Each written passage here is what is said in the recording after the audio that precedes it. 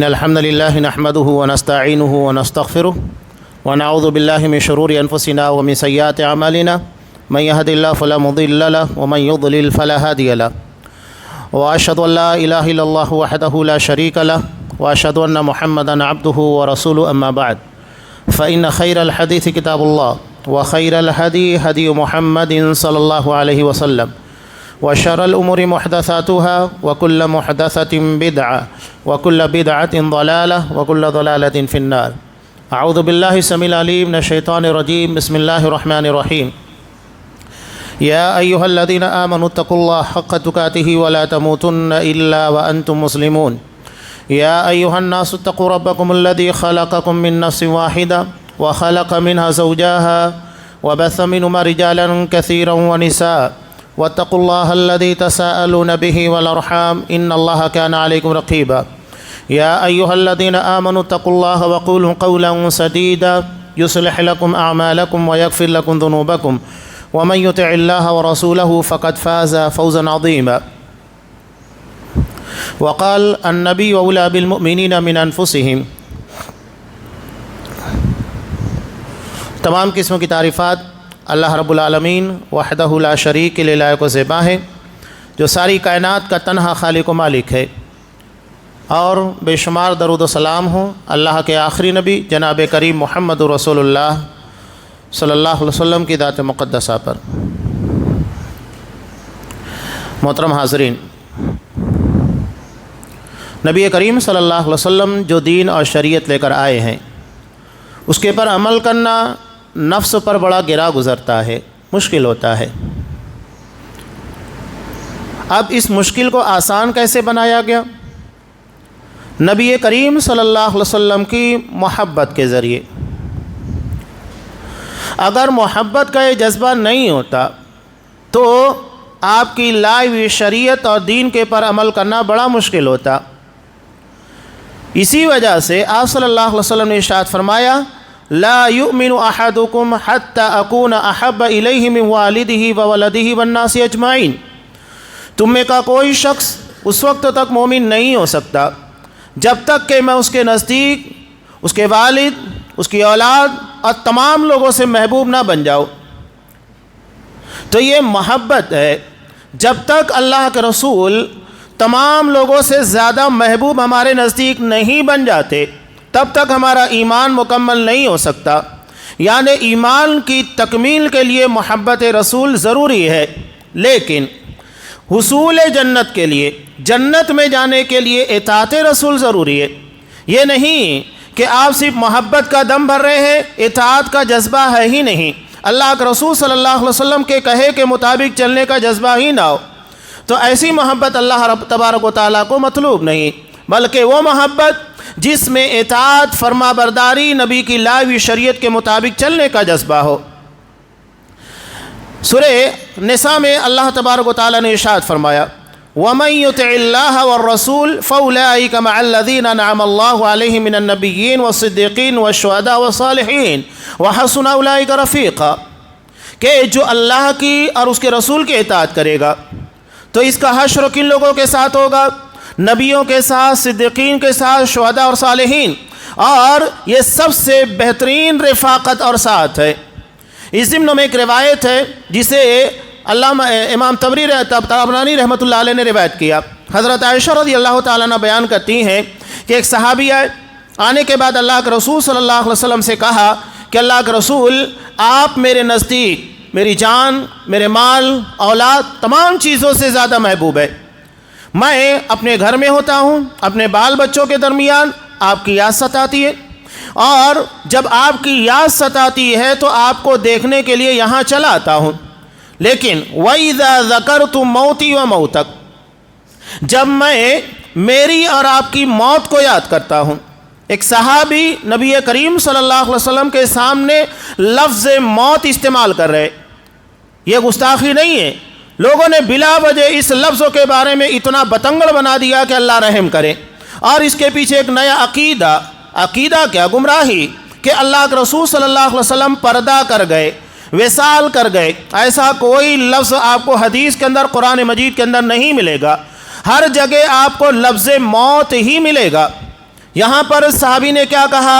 وَإِذَا ذَكَرْتُ مَوْتِي وَمَوْتَكَ، اللہ کا رسول جب میں میری اور آپ کی موت کو یاد کرتا ہوں، رفعت مع النبیین، تو آپ صلی اللہ علیہ وسلم مرنے کے بعد جنت میں اعلیٰ ترین مقام پر ہوں گے اور میں وہاں آپ سے ملاقات نہیں کر پاؤں گا۔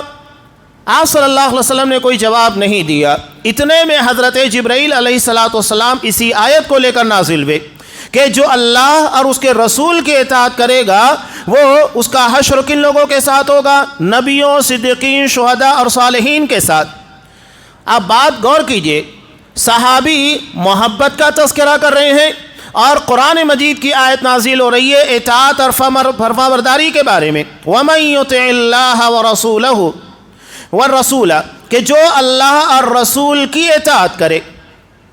بات محبت کی تھی، آیت نازل ہوتی ہے اطاعت و فرما برداری کی۔ اس کا مطلب یہ ہے وہی محبت قابل تسلیم ہے جس میں اطاعت و فرما برداری پائی جاتی ہے، اس کے بغیر نہیں کہ آپ نبی کا نام لیں، محبت کا دم بھریں، لیکن آپ کی نماز، آپ کا عقیدہ، آپ کا طریقہ، آپ کی زندگی اللہ کے رسول صلی اللہ علیہ وسلم کے کہے کے مطابق نہ ہو تو کیا فائدہ؟ یعنی ہم رسول کو مانتے ہیں، رسول کی نہیں مانتے، کیا فائدہ ایسا؟ جب تک ہم رسول کی نہیں مانیں گے تب تک رسول کے پر ایمان اور محبت کے تقاضے مکمل نہیں ہوں گے۔ تو یہ بنیادی چیز۔ اب محبت کیوں ضروری ہے؟ اس کی ایک بڑی وجہ یہ ہے، میں ایک مثال دے رہا ہوں کہ ماں کا جو کردار ہے یہ بہت نازک ہوتا ہے اور بہت ڈیفیکلٹ ہوتا ہے، اس لیے کہ بچے کی پیدائش یہ 9 مہینہ خود اس کے لیے ایک بڑا دشوار ہوتا ہے۔ اس کے بعد جب بچے کی پیدائش ہوتی ہے یہ مرحلہ موت و حیات کی کشمکش، زندگی اور موت کے درمیان جوجھ رہا ہوتا ہے، ایسے میں وہ ایک بچے کو جنم دیتی ہے۔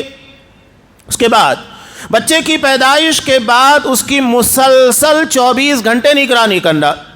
عام مخلوق کی طرح انسانی بچہ اپنی ماں کی نگرانی کا بہت محتاج ہوتا ہے، ہر وقت اسے اپنے ماں کی نگرانی کی ضرورت پیش آتی ہے دیگر مخلوقات کے مقابلے میں۔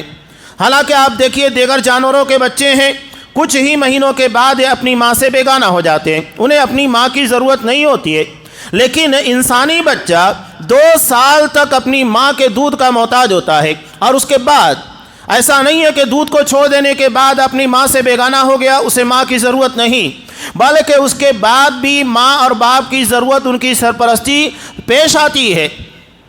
یہ ایک مرحلہ چلتے رہتا ہے جب تک وہ جوان نہ ہو جائے، کمانے کھانے کے قابل نہ ہو۔ بلکہ کتنے ماں باپ ہیں جو بڑھاپے تک اپنے بچوں کی دیکھ ریکھ کرتے رہتے ہیں، پرورش اور نگرانی کرتے رہتے ہیں۔ یہ بڑا دشوار گزار مرحلہ ہے۔ اب ایک بچہ ہوا، اس کے بعد دوسرا، تیسرا، ایسا نہیں ہوتا ہے کہ ایک بچے کی پیدائش کے بعد دوسرا بچہ پیدا ہو تو ماں کی ممتا میں، محبت میں کمی واقع ہو جاتی ہے، نہیں، بلکہ ماں اسی ممتا اور محبت کے ساتھ اس بچے کی پرورش کرتی ہے۔ اب اتنا مشکل ترین مرحلہ، خاص طور سے سردی کی راتیں دیکھیے، ماں دن بھر کی تھکی ہوئی ہے، تھکنے کے بعد رات کے وقت جب بچہ پیشاب کرتا ہے ماں کو آواز دیتا ہے۔ اب اس بچے کو کیا پتا کہ میری ماں تھکی ہوئی ہے، اسے آرام کی ضرورت ہے، اس نے گندگی کی، پیشاب کی، ماں کو آواز دے دی، ماں فوراً اٹھتی ہے اور اٹھنے کے بعد اس کی گندگی نجاست کو صاف کرتی ہے، کپڑے چینج کرتی ہے، سو جاتی ہے۔ اب کچھ دیر کے بعد پھر وہ پیشاب کرتا ہے اور اسے دودھ پینے کی بھی ضرورت پیش آتے رہتی ہے۔ ماں یہ تمام چیزیں روزانہ کر رہی ہے، کئی سال کے پر یہ مرحلہ ہوتا ہے۔ تو آخر اس مرحلے کو کس چیز نے آسان کیا کہ ایک نہیں بلکہ کئی بچوں کی پرورش اس نے شاندار طریقے سے کر رہی ہے۔ اللہ نے صرف ایک جذبہ اس کے دل کے اندر ڈالا جسے ہم ممتا کہتے ہیں، محبت کہتے ہیں، یعنی اس جذبے نے اتنے مشکل کام کو آسان کر دیا۔ اگر ممتا کا جذبہ نکال لیا جائے تو ایک ماں کے لیے اپنے ایک ہی بچے کی پرورش بہت مشکل ہو جائے گی۔ تو یہ محبت کا جذبہ تھا۔ قرآن مجید نے ایک اور مثال دی۔ قرآن مجید حضرت موسیٰ علیہ السلام کے بارے میں کہتا ہے کہ جب حضرت موسیٰ علیہ السلام کی پیدائش ہوئی، وہ سال بچوں کے قتل کرنے کا تھا۔ فرعون نے یہ حکم اور آرڈر جاری کیا خواب دیکھنے کے بعد، جس کی تعبیر کے مطابق بنی اسرائیل کے اندر ایک بچہ پیدا ہوگا اور جو اس کے حکومت کے خاتمے کا سبب بنے گا۔ اب اس نے بنی اسرائیل کے تمام بچوں کو قتل کرنے کا آرڈر جاری کر دیا۔ تاکہ اس کی حکومت بچی رہے۔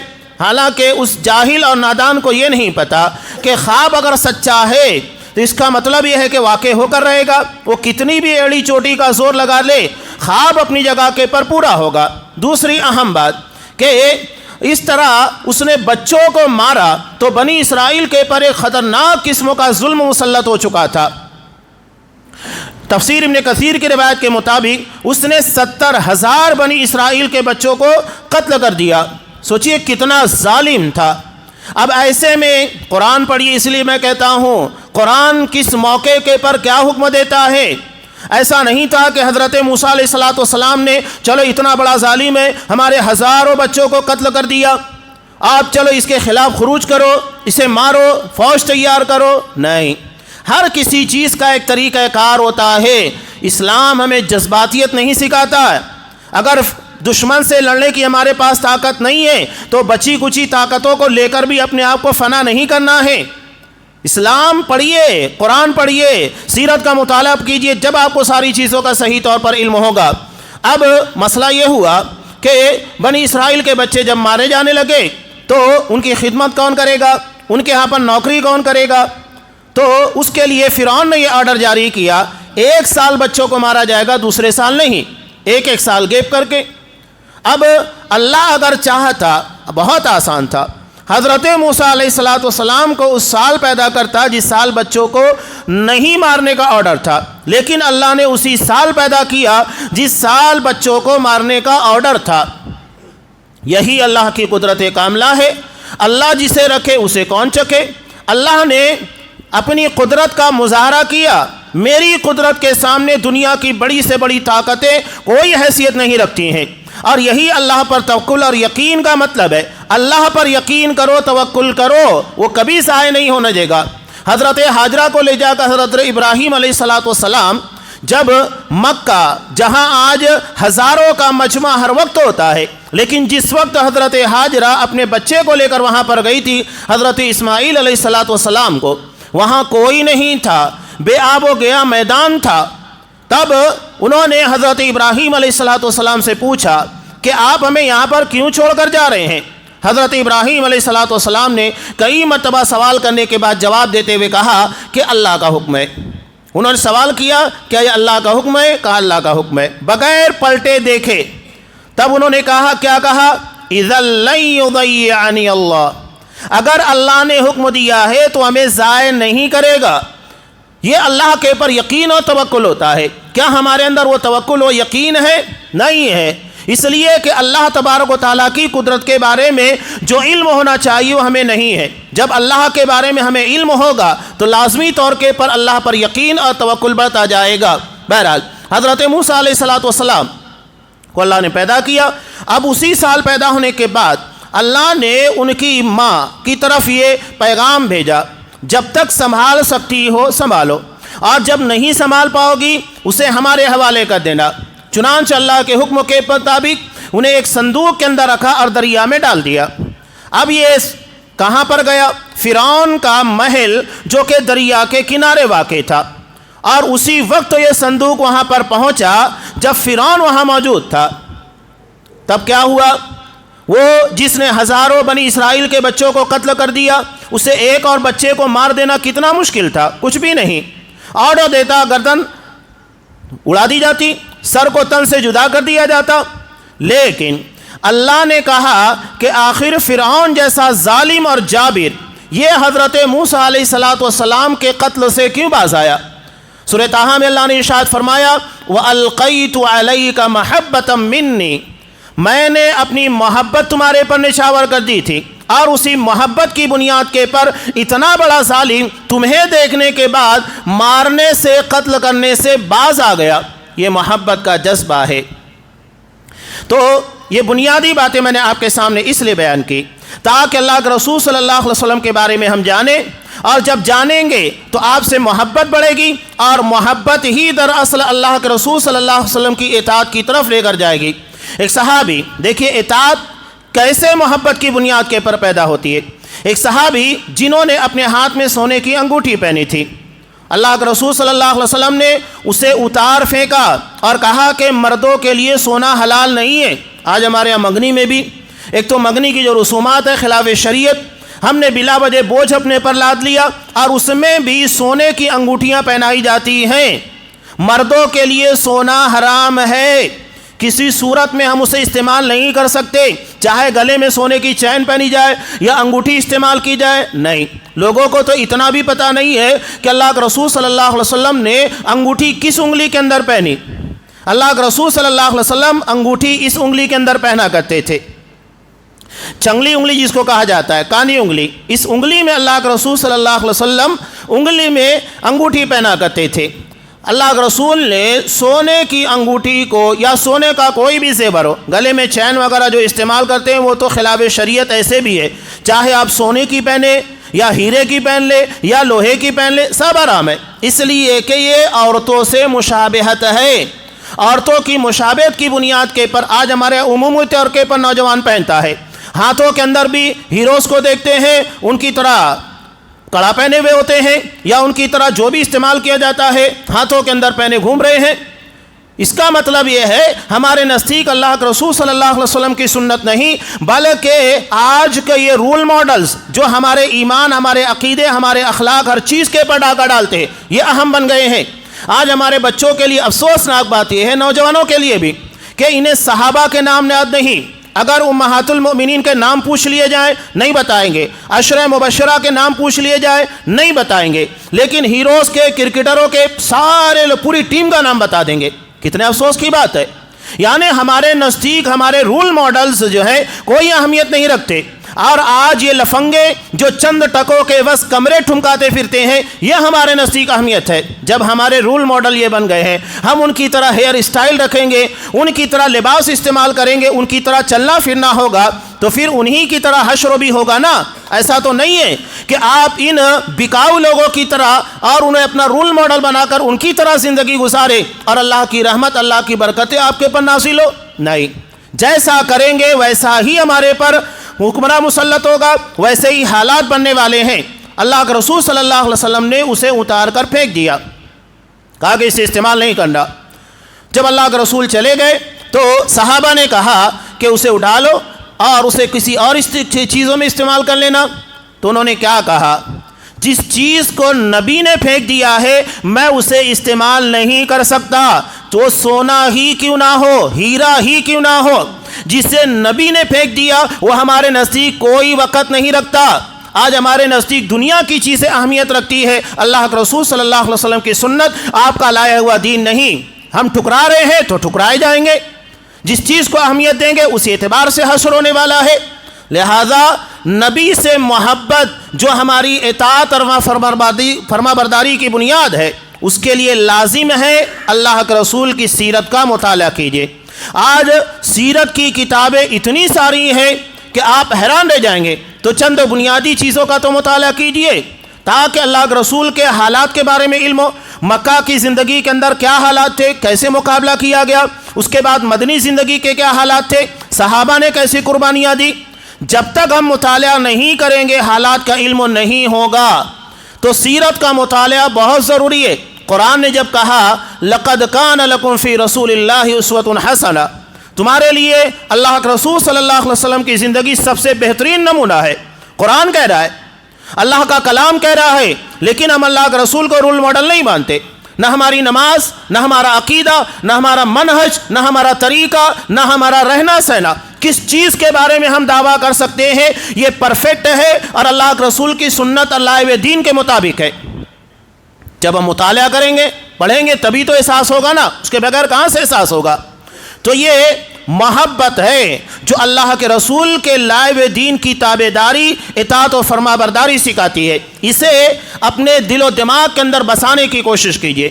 محبت کے بہت سارے اسباب ہیں، میں 4 بنیادی اہم اسباب کا تذکرہ کر رہا ہوں جو اللہ کے رسول صلی اللہ علیہ وسلم کے اندر بدرجہ اتم موجود تھے۔ انسان کسی بھی چیز کو کب پسند کرتا ہے، پہلی اور بنیادی چیز ہوتی ہے جمال، خوبصورتی۔ انسان کوئی خوبصورت چیز کو دیکھتا ہے، پسند کرتا ہے، اس کے دل کو بھا جاتی ہے، چاہے اس کی ازدواجی زندگی ہو یا گاڑیاں ہو، مکان ہو، کپڑے ہو، استعمال کی جو بھی چیزیں۔ ہر چیز میں وہ خوبصورتی اور جمال کو پسند کرتا ہے۔ دوسری ہے کمال، یعنی اس کے اندر خوبیاں ہونی چاہیے۔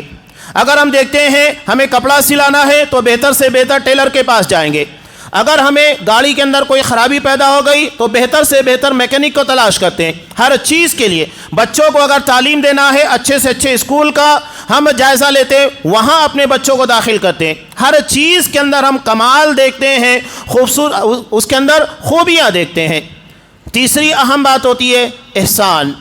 کسی نے ہمارے ساتھ احسان کر دیا، وہ ہمارے نزدیک معتبر ہو جاتا ہے، ہم اس کے احسان تلے دبے ہوتے ہیں، اس کی بات مانتے ہیں، اس کے کہے کے مطابق چلتے ہیں۔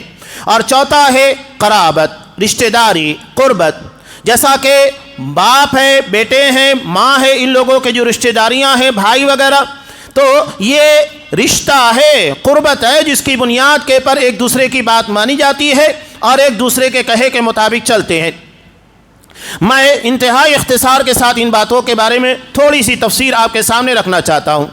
اللہ کے رسول صلی اللہ علیہ وسلم کو اللہ نے جمال بھی عطا کیا، کمال بھی عنایت کیا، اور احسان و قرابت کے تو اتنے سارے مظاہرے ہیں جس کے بارے میں ہم اندازہ نہیں لگا سکتے۔ حضرت حسان بن ثابت رضی اللہ تعالیٰ عنہ کا بڑا مشہور شعر ہے جو ان کے دیوان کے اندر ہے۔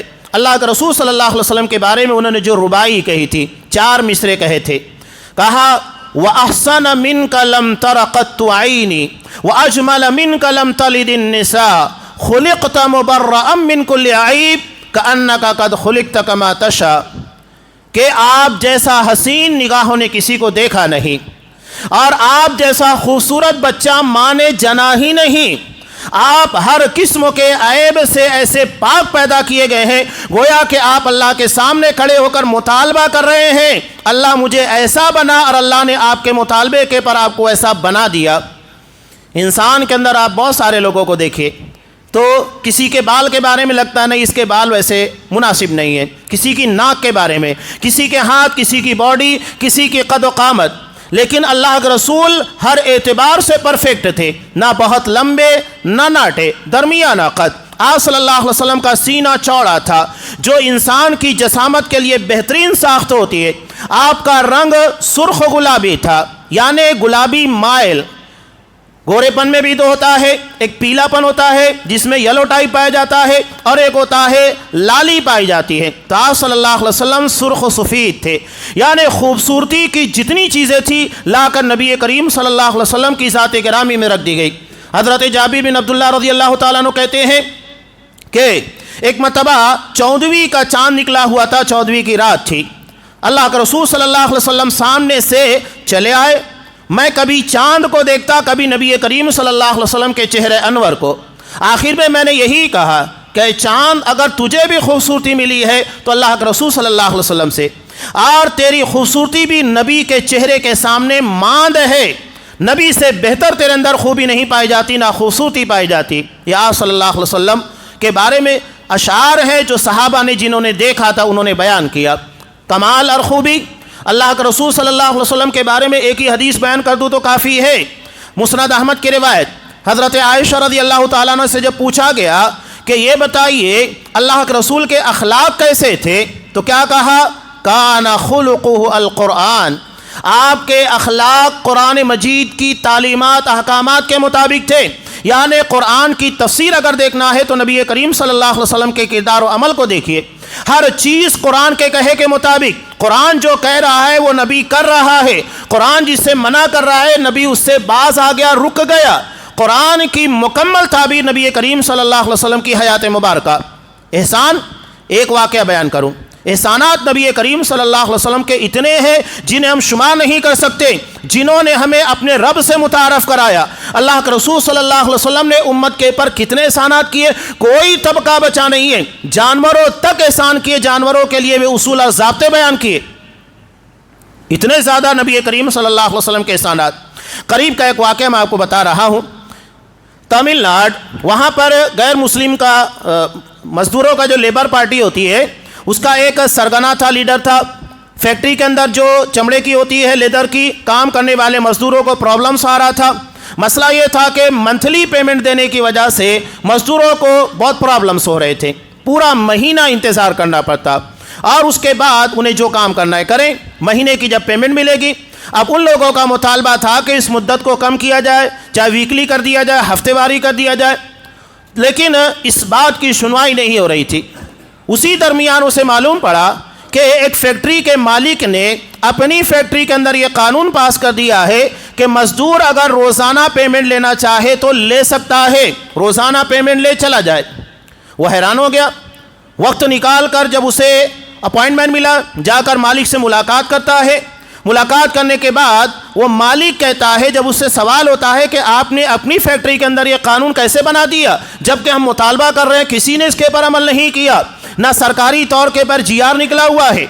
تو انہوں نے کہا، وہ مسلم تھے، کہا کہ میں نے اپنے پروفیٹ، اپنے نبی محمد رسول اللہ صلی اللہ علیہ وسلم کی حدیث پڑھی ہے، ابن ماجہ کی روایت جسے حضرت عبداللہ بن عمر رضی اللہ تعالیٰ عنہ نے روایت کیا۔ اللہ کے رسول نے کہا، اعطوا الاجیر اجرہ قبل ان یجف عرقہ، مزدور کو اس کے پسینے کے سوکھنے سے پہلے اس کی مزدوری دے دی جائے۔ سوچئے کہ کتنا شاندار قانون اللہ کے رسول نے پاس کیا، اس کا پسینہ سوکھے اس سے پہلے اس کی مزدوری دے دی جائے، اس کی اجرت دے دی جائے۔ میں نے حدیث پڑھی، حدیث کے پر عمل کرتے ہوئے فوری طور کے پر سیکریٹری کو بلایا اور یہ قانون نافذ کر دیا۔ یہ چلا گیا اور کچھ مدت کے بعد وہ آیا، اور آنے کے بعد وہ خود مسلمان تھا، اس کے ساتھ کئی لوگ اسلام لے کر آئے، اور اس کے بعد وہ کہتا ہے میں نے بہت غور کیا، اور بہت غور کرنے کے بعد مجھے اس بات کا احساس ہوا کہ وہ نبی کتنا عظیم ہوگا جو ہم سے ہزاروں کلومیٹر دور مکہ کے اندر رہتا ہے، اور آج سے ہزاروں سال پہلے اس نے تمل ناڈو کی فیکٹری کے اندر کام کرنے والے مزدوروں کے تعلق سے قانون پاس کیا کہ اس کے پسینے کے سوکھنے سے پہلے اس کی مزدوری دے دی جائے۔ وہ کتنا گریٹ ہوگا جو دنیا کے اتنے دور کے علاقے کے اندر کام کرنے والے مزدوروں کے بارے میں قانون پاس کرتا ہے۔ اور یہی بات مجھے مسلمان ہونے کے پر راغب کی، ایک حدیث کے پر عمل کیا، نتیجہ کیا ہوا کہ اتنے سارے لوگوں نے اسلام کو قبول کیا۔ یہ ہوتا ہے نبی کریم صلی اللہ علیہ وسلم کی حدیث پر عمل کا فائدہ، کہ ایک عمل ہو رہا ہے، اسی عمل کو دیکھتے ہوئے دوسرے غیر مسلم بھی ایمان لے کر آ رہے ہیں۔ تیسری بات، قرابت۔ نبی کریم صلی اللہ علیہ وسلم کے بارے میں قرآن مجید نے کہا، النبی اولی بالمؤمنین من انفسہم، نبی مومنوں کے نزدیک ان کی جانوں سے زیادہ عزیز ہیں، یعنی ایک مومن کے لیے جتنا عزیز اس کی جان ہوتی ہے اس سے کہیں زیادہ عزیز نبی ہوتا ہے، نبی سب سے زیادہ اہمیت رکھتا ہے، یہ قرآن مجید نے کہا۔ اور آپ صلی اللہ علیہ وسلم کے احسانات کی بنیاد کے پر ایک قرابت ہے۔ آپ صلی اللہ علیہ وسلم ابتدا میں اگر کسی شخص کے نماز جنازہ کے لیے آپ کو بلایا جاتا، آپ ہی نماز جنازہ پڑھایا کرتے تھے، اور آپ سوال کرتے کہ کیا اس کے پر قرض ہے؟ اگر اس کے پر قرض ہوتا تو آپ کہتے اس کی نماز جنازہ پڑھ لو، نہیں پڑھاتے۔ یہ قرض کے معاملات اتنے سنگین ہیں، یہاں تو لوگ پتہ نہیں کتنے لوگوں کے مال کھا کے بیٹھ گئے ہیں، قرضوں کے پر قرض چڑھے ہوئے، بہنوں کے حقوق کھائے ہوئے، بھائیوں کے، کس کے یہ معاملہ بڑا سنگین ہے۔ اللہ کے رسول نماز جنازہ نہیں پڑھاتے تھے۔ اگر شہید کے بارے میں بھی اللہ کے رسول نے کہا اس کے سارے گناہ معاف ہو جاتے ہیں سوائے قرض کے، قرض معاف نہیں ہوتا۔ اگر کوئی ذمہ داری لیتا کہ اللہ کے رسول وہ قرض میرے ذمے میں ادا کر دوں گا، تب اللہ کے رسول نماز جنازہ پڑھا دیتے۔ اس کے بعد جب اللہ نے آپ کو فراوانی عطا کی، مال آ گیا، بیت المال کے اندر رقم آ گئی، تب آپ صلی اللہ علیہ وسلم نے ذمہ داری اپنے اوپر لے لی۔ پوچھتے کہ اس کے پر قرض ہے، اگر کوئی ذمہ داری لیتا تو ٹھیک، نہیں تو کہتے کہ میں اس کے قرض کو ادا کروں گا۔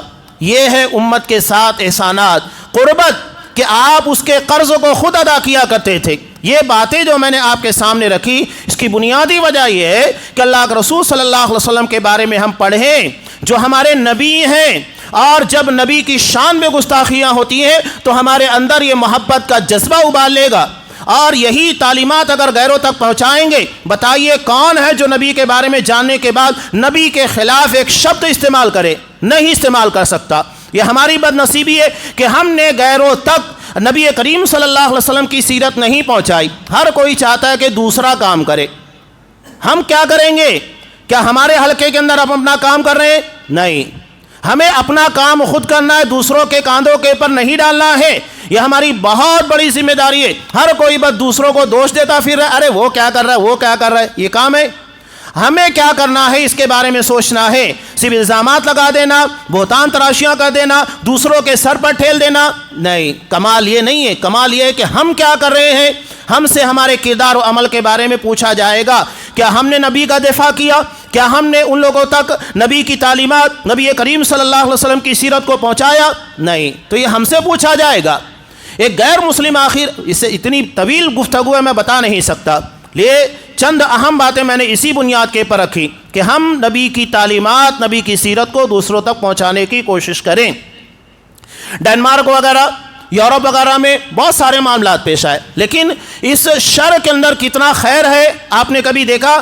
جب نبی کی تعلیمات اور آپ صلی اللہ علیہ وسلم کی سیرت کے بارے میں بکس رکھی گئی تو یورپ میں کم پڑ گئی کتابیں، اتنا زیادہ ان لوگوں کے درمیان اس کتاب کو پیش کیا گیا، اور جو لوگ نبی کے بارے میں نہیں جانتے تھے اس واقعے کے تناظر میں نبی کے بارے میں جاننے لگے، کتابیں پڑھی اور ان کے مسلمان ہونے کا بڑا ذریعہ بنا۔ شر کے اندر خیر کے پہلو کو تلاش کرنے کی کوشش کیجیے۔ اللہ ہر شر کے اندر خیر رکھتا ہے، یہ ہماری ذمہ داری ہے کہ ہم اسے لوگوں تک پہنچانے کی کوشش کریں۔ اللہ تبارک و تعالی ہمیں اس کی توفیق دے، اور جو نبی کے بارے میں نہیں جانتے ہیں اللہ ہمیں ان لوگوں تک نبی کی تعلیمات، نبی کی سیرت اور نبی کے حیات مبارکہ پہنچانے کی توفیق دے۔ اللہ انہیں ہدایت دے، صحیح راستے کے پر لائے۔ ہمیں بھی نبی کی سیرت کا مطالعہ کرنے، نبی کریم صلی اللہ علیہ وسلم کی محبت کے ساتھ نبی کے اطاعت و فرما برداری کی بھی توفیق دے، آمین۔ بارک اللہ لنا ولکم فی القرآن العظیم ونفعنی وإیاکم بالآیات والذکر الحکیم، انہ تعالی جواد کریم ملک رؤوف رحیم۔